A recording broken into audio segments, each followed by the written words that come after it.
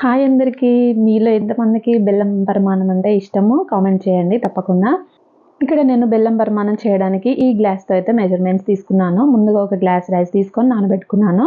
ఒక గిన్నెలో 6 గ్లాస్ పాలైతే తీసుకొని 2 గ్లాసెస్ వాటర్ కూడా యాడ్ చేశాననమాట. ముందుగా నేను బెల్లం తురిమి పెట్టుకున్నాను. డ్రై ఫ్రూట్స్ కూడా కట్ చేసి పెట్టుకున్నాను అనమాట. చూడండి, పాలు బాగా మరిగిన తర్వాత ముందుగా నానబెట్టుకున్న రైస్ అయితే యాడ్ చేసి ఇలా ఉడికించుకోవాలి.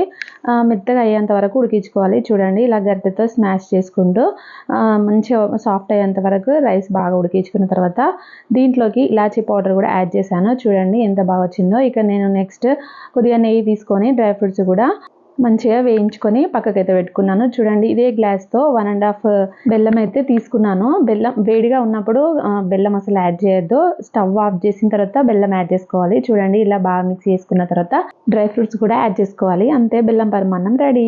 మీరు కూడా ట్రై చేయండి.